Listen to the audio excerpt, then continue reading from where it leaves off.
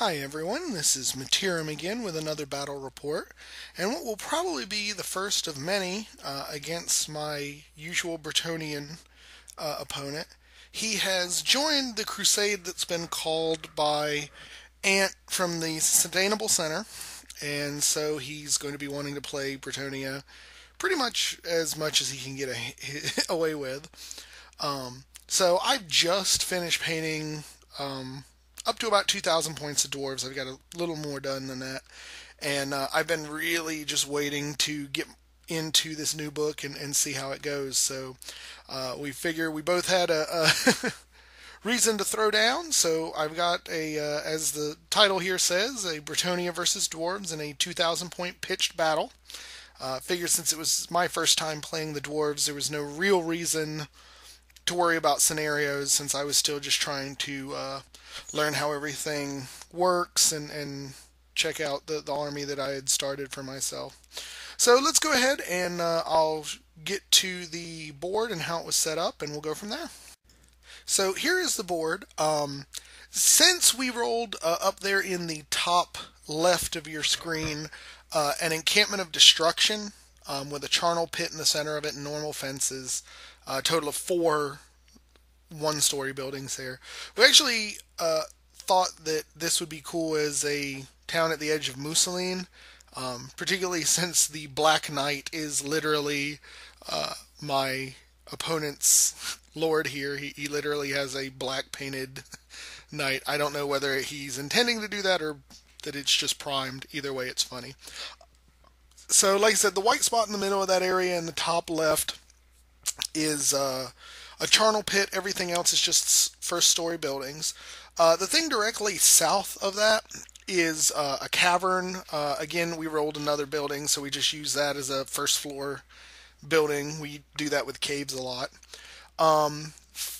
The one in the middle, that broken tower, is another building, just normal, that I put there basically just to block up that center. Then on the right flank we have a mysterious forest, and the square below that is Cimmerian quicksand.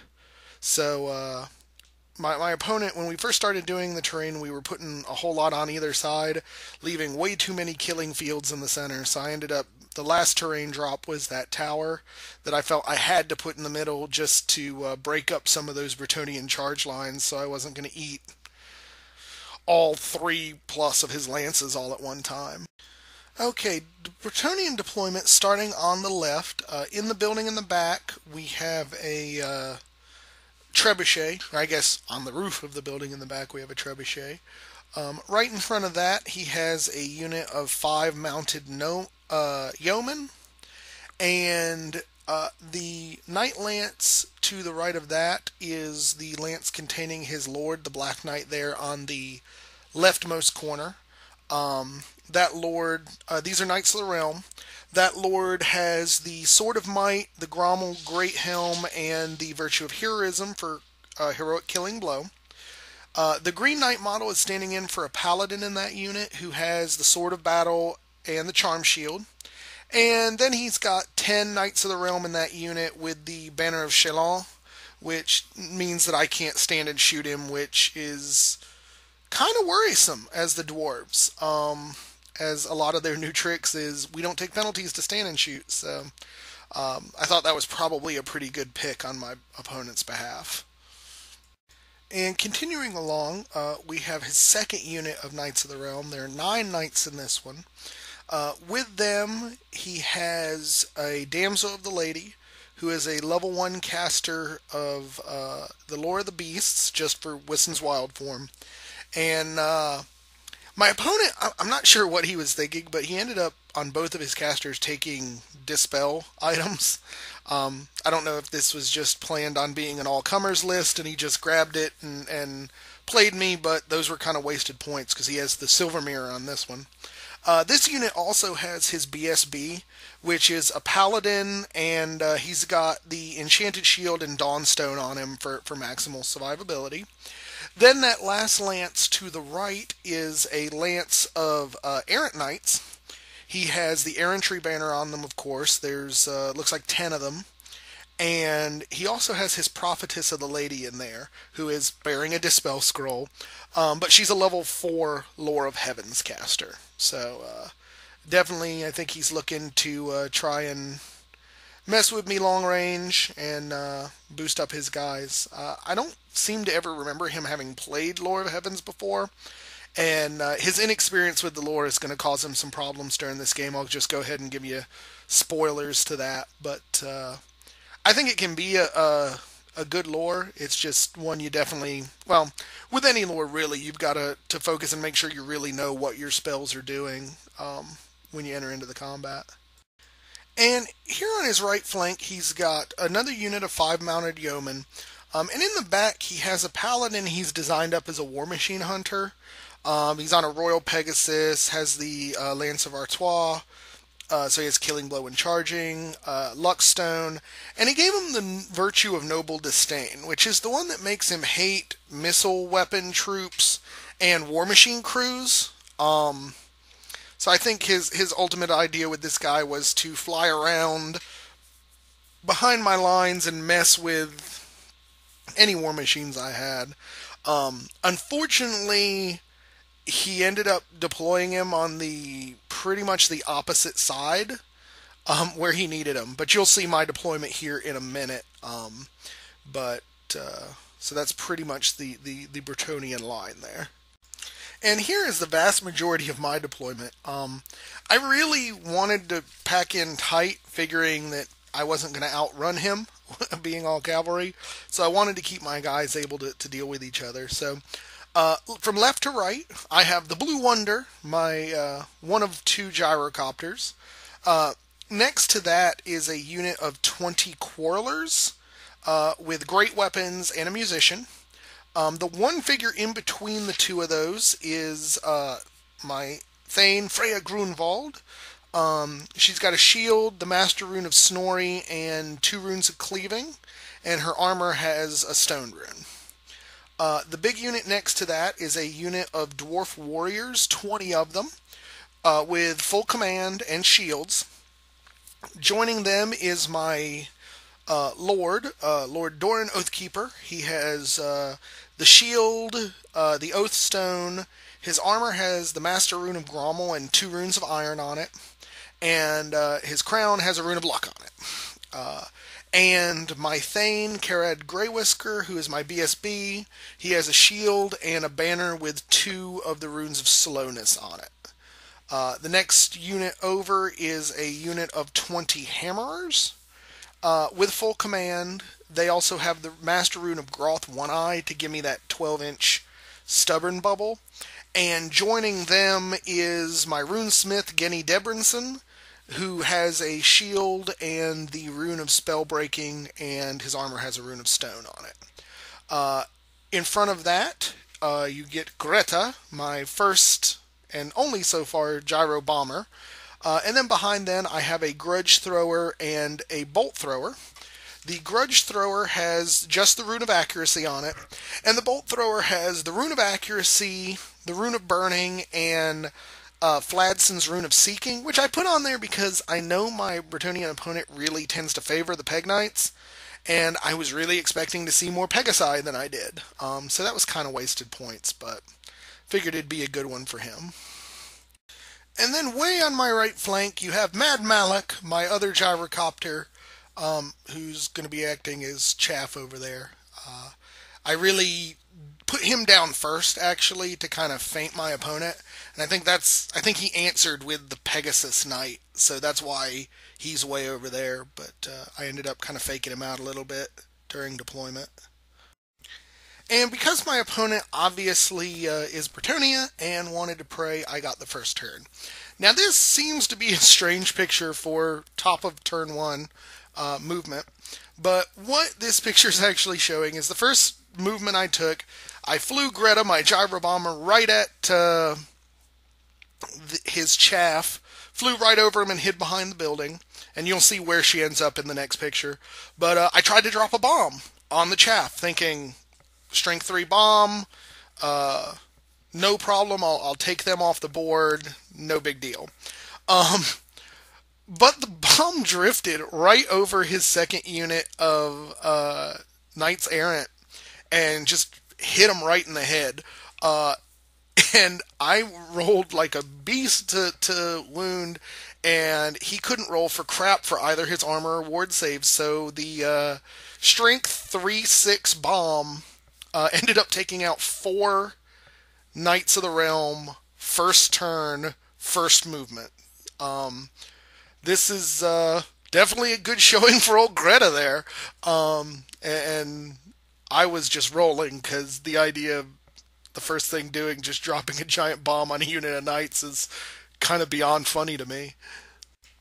And this picture shows you where Greta ended up behind that building there, and I managed to have just enough movement to maneuver so that I'm out of the charge arc of the Knights of the Realm there with his general in it, which is awesome for me, considerably less so for my opponent. But being that I totally missed the chaff there, I moved up the Blue Wonder in front of the building so that I had a perfect line for the steam gun template that comes out of the front of that to just liquefy that chaff and get them out of there. And over on the right flank, Mad Malik, who is a risk taker if there ever was one, flew up enough so that he would be an enticing target for the Paladin.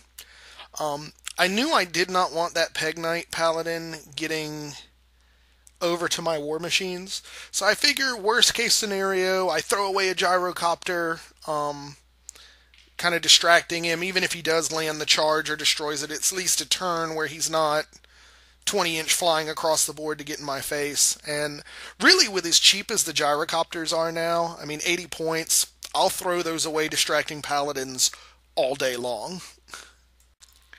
And as a player whose main and first army was the ogres, this picture actually makes me kind of laugh. It looks very similar to my deployment, but this is actually after the march of 2 of the units, that mighty 6-inch march that the dwarves get. The only things I didn't move in this picture were the quarrelers, since they're mover fire, and of course the 2 war machines. But I'm interested to get into combat. Kind of not sure whether the 20-man bricks of these troops are going to be enough.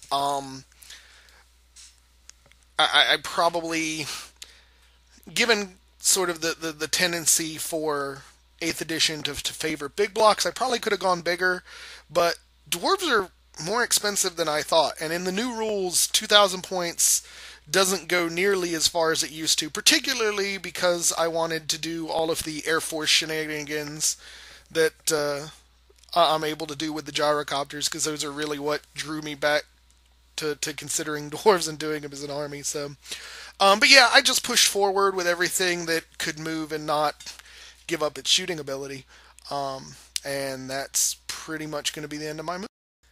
So, obviously no dwarf magic, because I didn't decide to include that god-awful Anvil of Doom. So we go straight into shooting. And the Grudge Thrower starts off hot. I end up landing a direct hit right on the first knight unit without actually even having to use the reroll. So that was pretty impressive. However, because I didn't take the rune that increases the strength on the stone thrower, I'm still only strength 9 on the whole and 3 around, I believe is what it is. And he actually rolled some good saves, so the only guy I killed was the one it landed right on. But 1 Knight of the Realm is good for first turn shooting, I'd guess.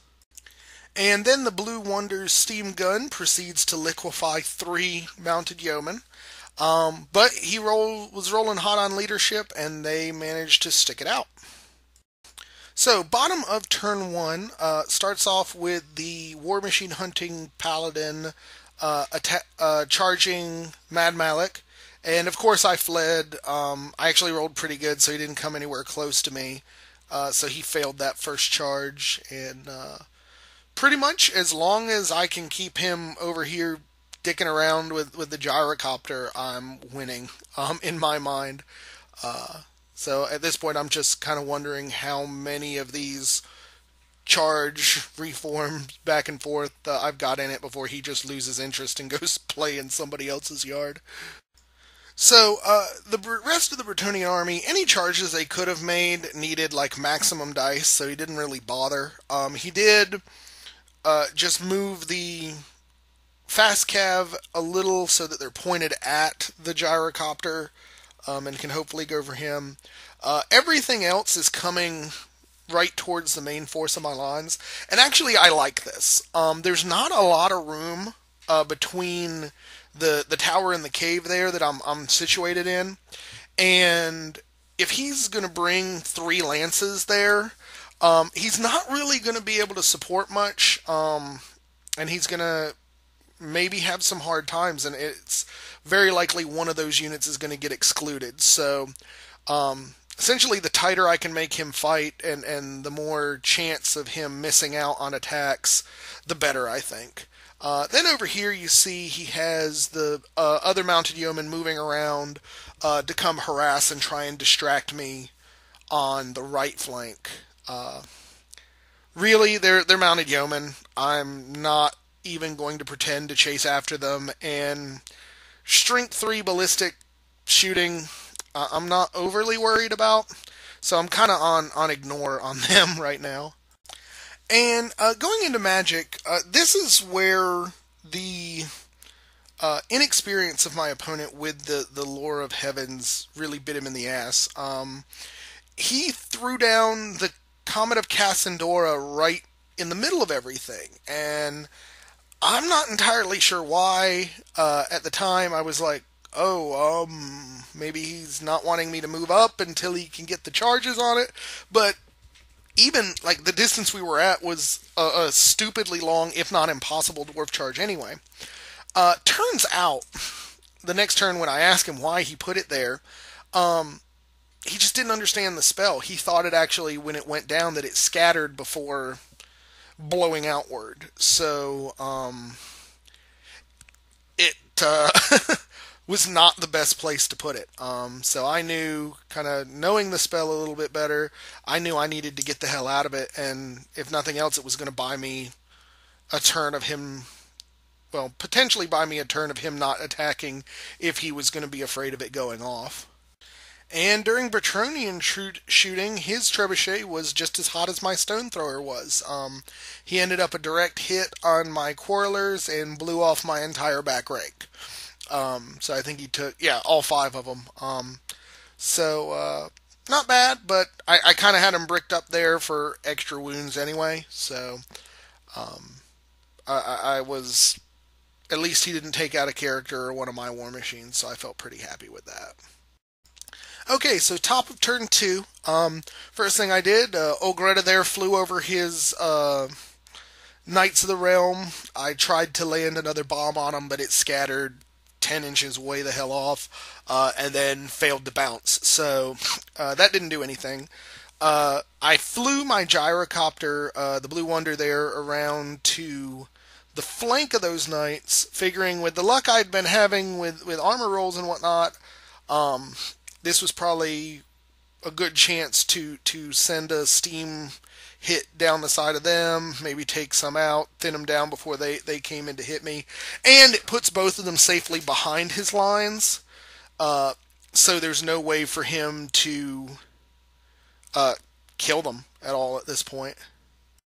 And over on the right, Mad Malik rallies and turns himself around to prepare for round 2 of Annoy the Paladin.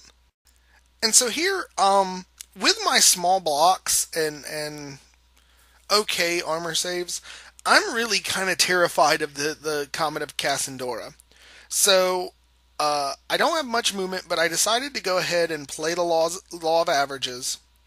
And I moved myself directly back, basically marching with the 2 units that had marched up backwards. So that I was my front unit was exactly 8 inches away from where the comet was going to go off. Figure 2d6 is the radius, 8 puts me just a little past the average. It was really the best I could do, and I had no other choice but to play the math. And in shooting, due mostly to my opponent's just total inability to roll armor saves, the Strength 3 armor piercing steam gun ended up burning two of the Knights of the Realm in his Lord's unit to death. At this point, they are doing so much better than I would have expected. The other thing that you can see in this picture, and I totally forgot to mention it earlier, right above Greta, you see a figure on a horse there. That's actually his prophetess of the lady. He moved her out of the knight unit early, so that she could stay back there and throw lightning bolts and whatnot at my helicopters. So I'm thinking, you know what? This is probably a big opportunity for me that he's going to do that. So I have to apologize. I didn't take any pictures of Bretonnia movement. All he did in the center here was to pull back the Knight Errant unit. I think he reconsidered sending all three of his knights in there, and I think his plan was to essentially take the Knights Errant around the other side of the tower and come into my flank, which frankly would have been a good idea. And I think at this point he stops messing around with the gyrocopter with that paladin too, and moves him to follow, so that he's bringing more stuff into that flank. But more importantly is when we go to magic, the Comet of Cassandora goes off and hits 7 inches, which, because I pulled back 8, totally missed any of my guys and caught both of his knight units in the front. As you can see, his Lord's unit took a single dead knight, and the other Knight of the Realm unit had 3 casualties. So he ended up not breaking, but he did a hell of a lot of damage to himself with that spell.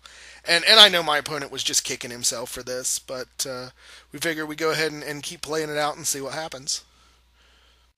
So I managed to stop the rest of his magic, so we go straight to shooting.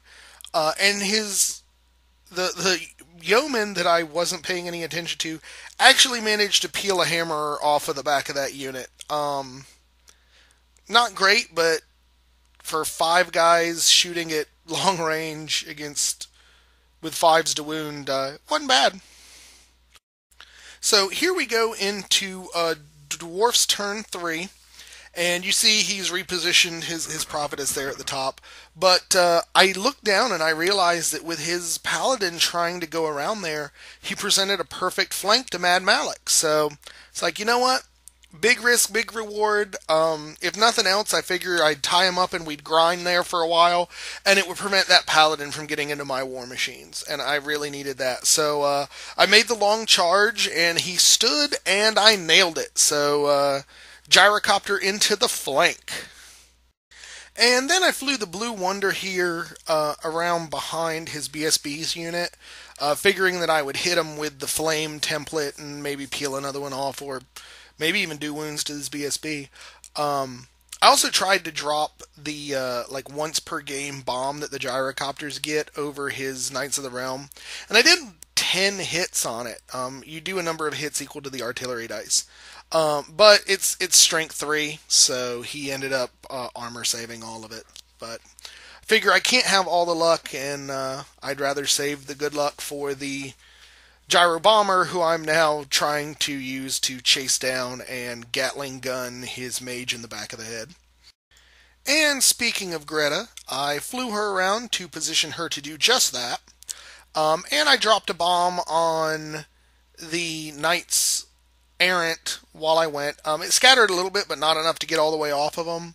And I managed to have him fail another 3-up armor save. And another one of the Knights Errant died. And this puts me in perfect position for the shooting I want to do come shooting. And that shooting was flying around behind the Prophetess of the Lady and shooting her execution style with a Gatling gun from old Greta. So yeah, multi-shot 4, armor piercing, strength 4. I wounded with 3 of them, and all the defenses he had were the ward save of the lady, which against strength 4 is only a 6 up. So he didn't succeed any of them, and the prophetess got her head blown off, which apparently was terrifying to behold, because the knight errant saw it and broke and ran. And kind of the strange run is we actually measured it out, because as we understand it, when you break not from combat, you run away from the closest enemy unit. And it actually turned out that the Blue Wonder, my other gyrocopter, was closer.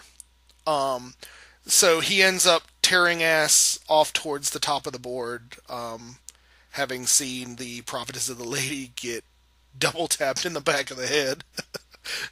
And here you see my Quarrelers finally took out his last remaining yeoman on that side. They really weren't causing a problem, but I fancied my 10 shots better doing that and getting the points than trying to get through the 2-up armor save of either of the knight units there. And again, my Grudge Thrower proves that it is hot with a direct hit on the building containing his trebuchet and blew it to Kingdom Come. So that pretty much means that the Bretonnians have no shooting, and the only magic they've got left is a single level 1 damsel with Lore of Beasts. So then we go to close combat. Neither the Paladin nor the Gyrocopter can hurt each other, but I charged and I flanked, so I won by 2. And that Paladin was way out of the leadership bubble and out of the BSB bubble by like an inch and a half. So he was at leadership 6 or 7 maybe. Paladin's normally 8, so he was at leadership 6, and he broke. And of course I pursued, and he rolled like crap.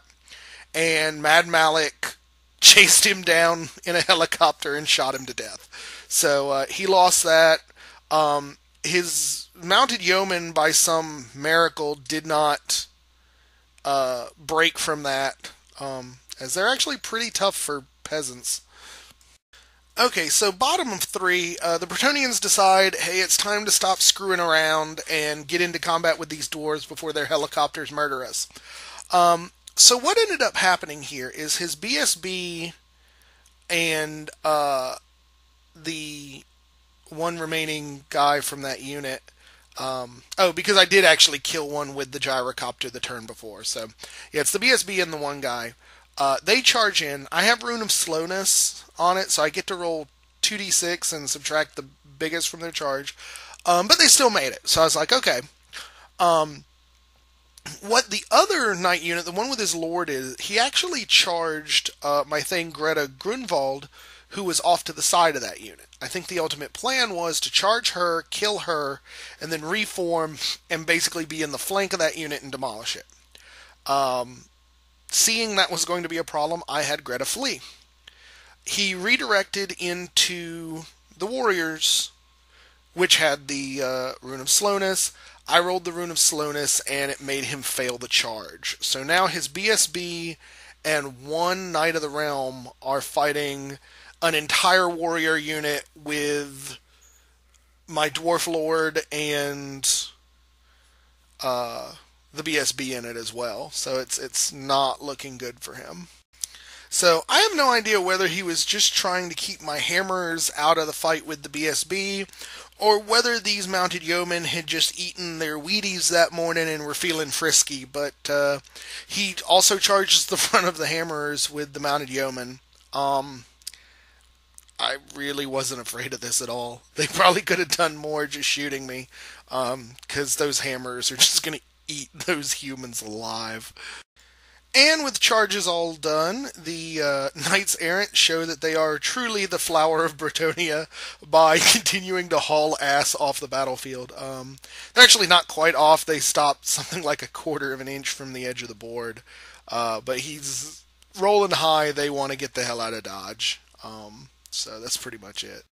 And I managed to stop Wissen's wild form during his magic phase. So we go right on to close combat.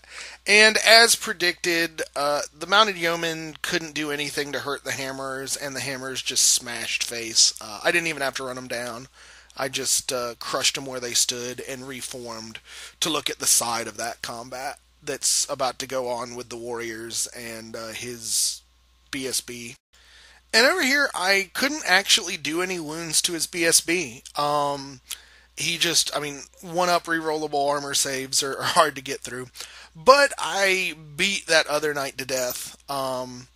And between that and the 3 combat, or the 3 static combat, he ended up losing by 1, I think it was. 1 or 2, whatever it was. It wasn't by much. And his general's right there, so I'm thinking, okay, he's going to hold me up, no big deal. Leadership comes, boxcars.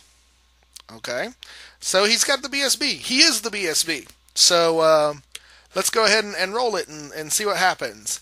Boom, rolled an 11. So he still fails. He flees, BSB immediately dies, I overrun, and yeah, my overrun ends up taking me right into the front of the knight unit. So, top of turn 4, I was charged in there with my warrior and knight unit. I figure since the blue wonder was right there, I might as well just charge him into the flank, distract a little bit of those attacks from the warrior unit, as well as giving me the extra +1 combat reds for the flank attack. Figure, at least this way, he's ending up having to overcome like 3 static combat for my ranks, +1 for my banner, +1 for my BSB, and now an additional 1 from the blue wonder into the side. And Bretonnians aren't great on when they're being charged, so I figured he had a pretty much an uphill battle to fight to win that combat, or even to break even. And here Greta is flying around to make sure that those knight-errant boys stay gone. I do another flyover, drop another bomb, and peel off 1 more of the knight-errant from the back rank there. And this fight went pretty much as expected. I challenged his lord, who accepted, and it was at this point I figured out he had heroic killing blows, so I was kind of worried, because that's really the one thing my dwarf lord cares about, because he's got 6 toughness, 5 wounds at this point. It's not a concern. But he ended up not rolling any heroic killing blows, so the 2 lords bounced off each other, and the rest of my unit, plus the static combat, did so much he needed Snake Eyes to stay. He did not. But the Blue Wonder did not succeed in chasing him down, so he's there where you see him now, and the Blue Wonder's about 1.5 inches, 2 inches behind him. And then we go into bottom of turn 4, which starts with the Knights Errant failing to rally and running off the board. But in doing so, they cause my opponent to elbow old Greta off the table and broke her base. Not a big deal, but he joked about it after the game that he did it on purpose because it was the only way he could find to wound the thing. But yeah, so that's start of Bretonnia turn 4 with them running off the board. And here is end of Bretonnia turn 4 with his Lord's unit failing to rally and running off the board. Leaving nothing but the smoking corpses littered in the bomb craters all over the field of battle. And it was at this point that I stepped back to take the whole picture of the field that we both realized that I basically tabled his entire force and I lost nothing that gave him any points. Biggest thing he did all game is he did the 5 wounds to the archer, the quarreler unit, and then he took 1 man off of the warriors, 1 man off of the hammers. So it was a pretty soul-crushing victory for the dwarves there. So yeah, my opponent and I pretty much realized that this was the worst ass-kicking he's ever taken in Warhammer. And considering that he basically started playing Bretonnia, that's saying something. No, in honesty, he's a great sport. He's having fun with it. But it was just amazing to me to see an entire 2,000 point army basically dismantled by what is 285 points of air support. Between the gyrocopters and the gyro bomber, he had no answer to it. I was behind his lines and just wrecking face way faster than he was able to deal with and was prepared to deal with. We kind of went over it as far as the tactical errors. Obviously, the biggest one was the Comet of Cassandora. He cast it not really knowing how it works, and it hurt him. It hurt him bad. But lesser were allowing his paladin, who was supposed to be killing my war machines, to get distracted by Mad Malik over there on the right end, and then just being able to be in that perfect place for that flank charge once he had gotten his stuff together was rough. As far as the dwarves go, I was actually kind of disappointed we didn't get to see more battle. I'm still not certain about these 20-man bricks. I think they might be a little light as far as just number of bodies. But when the choppers end up destroying the army before they get to you, it's kind of hard to do that.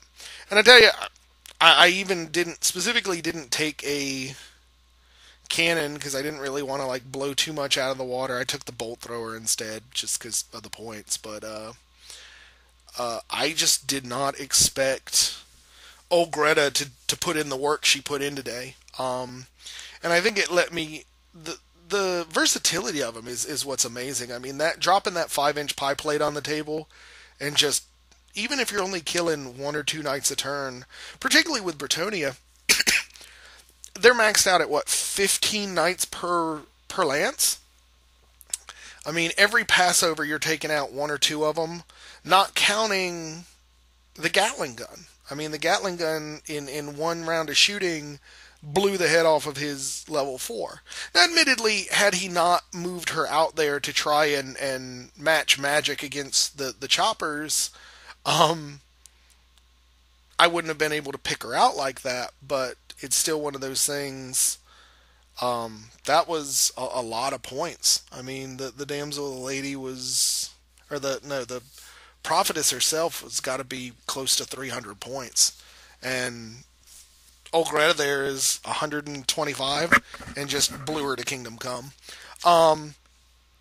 But it's fun. I love the Air Force. In 3,000 points, actually, I'm going to be adding another gyro bomber, as that's really going all Dwarven Air Force is really what I wanted to do with the army. So I'm enjoying it. They're great models. I know people aren't thrilled with the actual gyrocopter side of it, and to be honest, I don't know that I am either. But that's why I have one each of the last 2 models they did. And actually, I'd love to find some more that look like Mad Malik, that have the crazy dwarf with the bomb in his hand ready to throw down. But, I mean, they do, those choppers do a lot of work. Both the gyrocopters and the bomber do a lot of work for their point value. And I was really surprised at that. But this was a great game. We both had fun. And I know I made the joke about my opponent purposely knocking old Greta off the table, but he's been feeling really bad about it. He even offered to buy me another one, and I'm like, well, only thing broke was the base, man. Don't worry about it. Because, I mean, if the body had broken, it might have been something different. But accidents happen. I think we all know who play this hobby. Sometimes stuff goes flying. Nothing you can do about it. And no need to get heated about it or upset, particularly when it was an accident. But it was a great game, great showing for the dwarves for their first time. I'm really looking forward to the next games. Probably not going to play with the dwarves next week because we're going to do another ogres versus Bretonnia as practice for the tournament that we're going, the Brawlers Bash practice tournament that we're going to at the end of March, which will be both of our first tournaments. So we're definitely looking forward to that and want to get some more practice in. So thanks for watching, guys. As always, like, comment, subscribe if you enjoyed what you saw. If you have any questions or think we did anything wrong, definitely give me your 2 cents. I love to hear it, and I stay on top of the comments. So thanks again, and I hope you enjoyed.